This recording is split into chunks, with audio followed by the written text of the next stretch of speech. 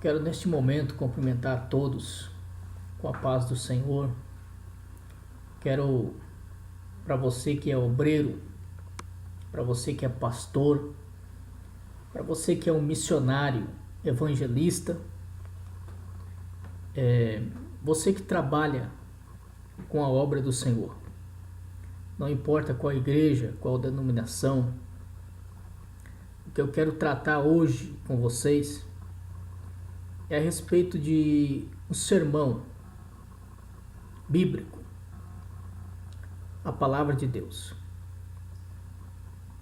Estamos vivendo num momento, numa época em que a gente vai nas igrejas, não todas, mas a gente não vê a palavra de Deus sendo exposta como ela deve ser.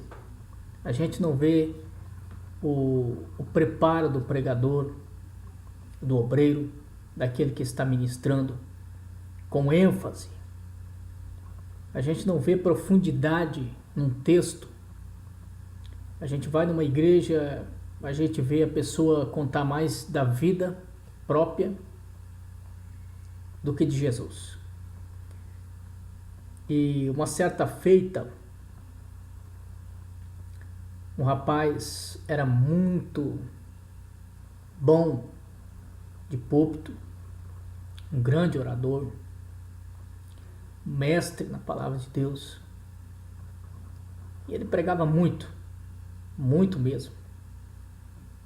E um dia, numa das suas palestras, um grande pregador, professor de homilética, de oratória, estava junto com ele neste culto. E ele pregou. Depois que terminou o sermão, foi elogiado por todos. Todos abraçaram, tiraram fotos, elogiaram seu sermão. E ele saiu todo cheio. Se aproximando do mestre, o senhor de cabelos brancos, muito experiente, ele apertou a mão do mestre e disse: "Como foi o meu sermão? O que o senhor achou do meu sermão?"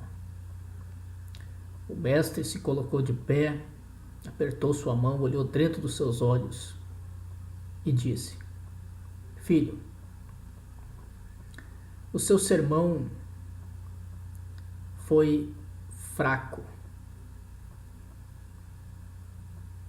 Ele olhou para o mestre e disse: "Fraco? Mas eu coloquei tudo, coloquei tema, introdução, argumentação, conclusão, apelo, ilustrei." O mestre então disse: "Foi fraco." "Mas como assim fraco? Todo mundo elogiou, todo mundo agradeceu." Ele disse: "Fraco porque faltou Cristo na mensagem. Você pregou, muito lindo, falou bonito a sua retórica, mas faltou Jesus na mensagem." Então, meus irmãos, toda mensagem pode ser profética, pode ser evangelística, pode ser doutrinária, pode ser ética, pode ser num culto fúnebre, pode ser num culto de formatura, de batismo, de separação ao ministério. Toda mensagem, ela deve ser cristocêntrica, ou seja, Jesus tem que estar em todas as mensagens. Jesus é apresentado na palavra de Deus de Gênesis a Apocalipse. O centro principal da Bíblia é Jesus. É impossível falar de salvação, falar de igreja, falar de Deus, do Espírito Santo, dos anjos e não falar de Jesus. Então, para você que está me ouvindo, eu tenho 5 tipos de sermões para apresentar para vocês. Nós temos aqui o textual, narrativo, temático, expositivo e biográfico. Só que na homilética, principalmente no curso básico e médio, é apresentado apenas 3, que são temático, textual e expositivo. O temático é aquele que você pega um texto e você encontra referência em outro texto a respeito do mesmo assunto, com divisões. O expositivo é um dos maiores sermões e melhores, que é o que é apresentado nos Gideões. É onde você traz a raiz, quem foi o autor, que data foi, para quem foi escrito, qual foi a reação quando recebeu, qual era o cenário, localidade, quantas pessoas, a teologia da época, costumes e assim por diante. E o textual é aquele que você tira referência de dentro do próprio texto. Só que eu quero apresentar para vocês o biográfico. O biográfico, eu considero, da minha parte, um dos melhores. Por quê? Porque ele é mais fácil de compreensão, porque ele traz exemplos da vida da pessoa, lições que nós podemos tirar para nós no dia a dia. O biográfico, na palavra de Deus, existem 2.300 personagens na Bíblia toda. Ou seja, você pode pregar todo dia um sermão biográfico, anos, sem repetir uma mensagem. O sermão biográfico é extraído lições da vida de um personagem. Só que antes de você pregar esse sermão, você precisa aprender 3 coisas. Primeiro, local, quando você é chamado para pregar. Onde você vai pregar? É numa igreja, num lar, num ginásio, num retiro. Segunda coisa, os ouvintes são as pessoas que vão te ouvir.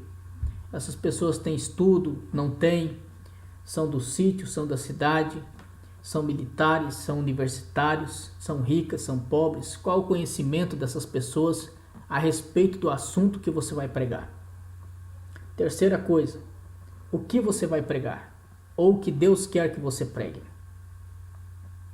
Você vai pregar uma mensagem evangelística, uma mensagem doutrinária, uma mensagem de estudo, uma mensagem... Qual o sermão que você vai pregar? O que Deus quer que você pregue?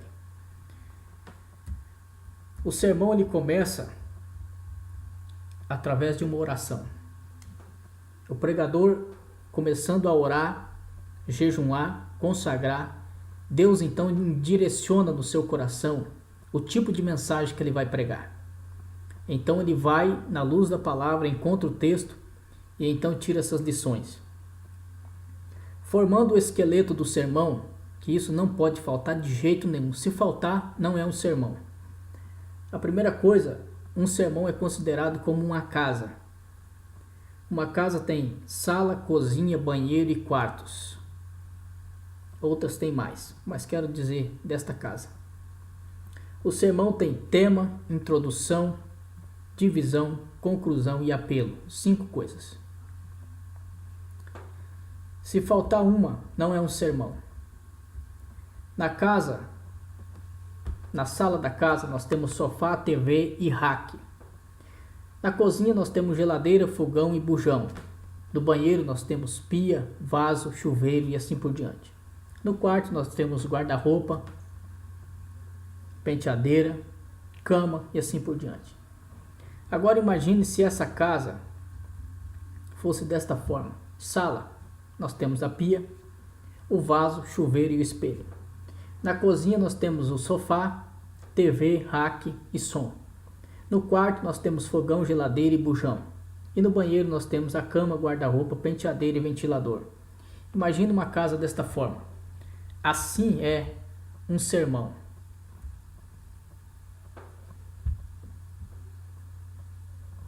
Se você não colocar em ordem, de maneira nenhuma será um sermão. Tudo tem que estar no seu devido lugar. Assim nós tiramos como base o texto de Ezequiel, capítulo 37, onde Deus tira o espírito do profeta que estava preso no calabouço e leva até a casa de Israel e mostra todo o povo de Israel morto espiritualmente. Então diz: profeta, pode reviver? O profeta disse: tu sabes, Senhor. Deus fala para ele: então profetiza. E Ezequiel profetiza e começa a reviver aqueles ossos. Começa a vir pele, começa a vir carne. E assim é o sermão. Aqui você tem um esqueleto dele: tema, introdução, argumentação, conclusão e apelo. Estes 5 são o esqueleto do sermão. O que forma a carne e a pele é a ilustração, notícias do dia a dia, testemunho pessoal da sua vida ou de outro. Você vai então montando. E o que vai dar vida ao sermão, com certeza, é o Espírito Santo. Sem o Espírito Santo não tem vida no sermão. Lembra da história do mestre e do pregador? Uma mensagem linda, tremenda, com essas 5 coisas e muito mais. Um sermão expositivo que ele pregou. Foi elogiado por todos, mas quando chegou no mestre, o mestre disse: foi uma mensagem fraca. Mas por que fraca? Todo mundo elogiou, tirou até foto. Foi fraca, porque faltou Jesus na mensagem. Então é isso que eu quero. Que Deus abençoe a tua vida, cada dia, cada momento. Que Deus possa te usar, possa te levantar com grande poder e autoridade, para você chegar onde Deus quer.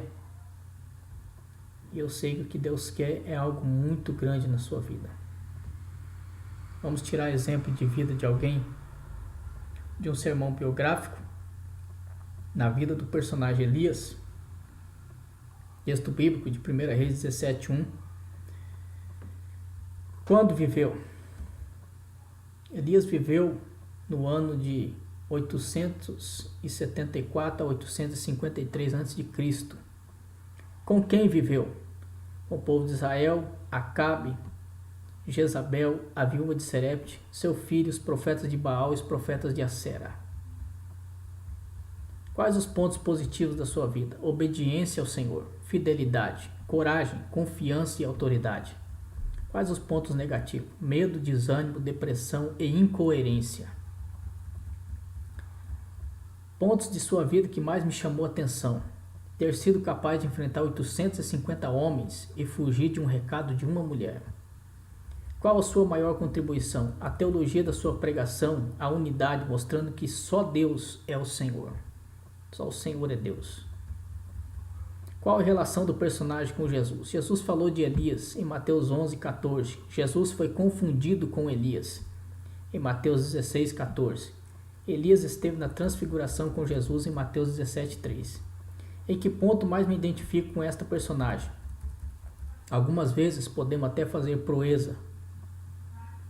Algumas vezes posso até fazer proeza, mas é preciso cuidar para que a exaltação não me leve à depressão e ao desânimo. De que modo a sua vida me fala?